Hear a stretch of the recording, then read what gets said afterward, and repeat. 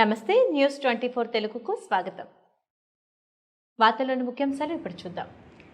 MLA Peddireddy Ramachandra Reddy భారత చైతన్య యువజన party వ్యవస్థాపక అధ్యక్షుడు బోడే రామచంద్ర యాదవ్పై చేస్తున్న దాడులు పిరికి చర్య అని పిఠాపురం నియోజకవర్గం భారత చైతన్య యువజన పార్టీ తరపున పిఠాపురం ఎమ్మెల్యే అభ్యర్థిగా తమ్మన్న సింహాద్రి అన్నారు. మంగళవారం బీసీవై పార్టీ కార్యాలయంలో పాత్రికేయుల సమావేశం నిర్వహించారు. ఈ సందర్భంగా తమ్మన్న సింహాద్రి మాట్లాడుతూ భారత చైతన్య యువజన పార్టీ కుల మతాలకు అతీతంగా అందరినీ కలుపుకుంటూ పోతున్న అధినాయకుడు బోడే రామచంద్ర యాదవ్ ఎన్నికల ప్రచారం చేస్తున్నప్పుడు వైసీపీ నాయకుడు పొంగునూరు ఎమ్మెల్యే పెద్దిరెడ్డి రామచంద్రారెడ్డి ఎక్కడ ఓడిపోతానని భయంతో ఇటువంటి దాడులకు పాల్పడడం సరికాదన్నారు. పెద్దిరెడ్డి మీరు మగాళ్ళైతే ఈ రకంగా బీసీవైపీ మహిళా కార్యకర్తల మీద ఈ రకంగా దాడి చేస్తారా? మీరు మనుషులైనా అసలు ఇంత భయమా అసలు మీకు? మీరు భయంతో చేసిన దాడి అని నేను తెలియజేస్తున్నా. అరే ఎటుపోతుంది ప్రజాస్వామ్యం? ఒక ముఖ్యమంత్రి జగన్మోహన్ రెడ్డి పాలన ఇదేనా? ఈ రకంగా రౌడీ పాలన చేస్తారా? మా భారత చైతన్య యువజన పార్టీ ప్రత్యామ్నాయ పార్టీ, ఏ పార్టీతో మాకు సంబంధం లేదు, ఏ పార్టీతో మాకు పొత్తు లేదు.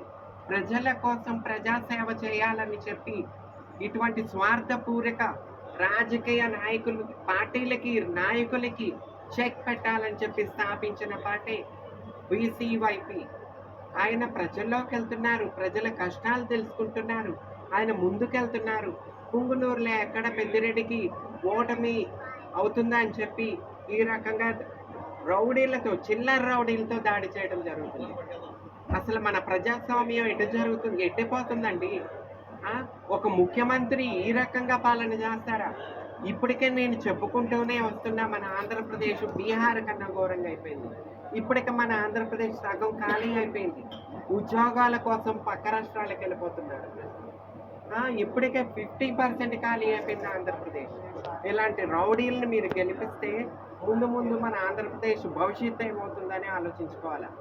ఈ పొత్తులు కాకుండా, ఈ రౌడీల్ని కాకుండా బీసీవైపీ పార్టీని గుర్తించి ఓట్లు వేయాలని చెప్పి తెలియజేసుకుంటున్నా. మీరు ఒకసారి గుర్తించాలా? ఈ రకంగా మా అధిష్టాన నాయకుడికే సెక్యూరిటీ సేఫ్ లేనప్పుడు పార్టీకి పనిచేసి మేము ఈ రకంగా డోర్ టు డోర్ ప్రతిరోజు డోర్ టు డోర్ వెళ్ళి మాకేం సేఫ్టీ ఉంటుంది? అసలు సిగ్గుందా పెద్దిరెడ్డి?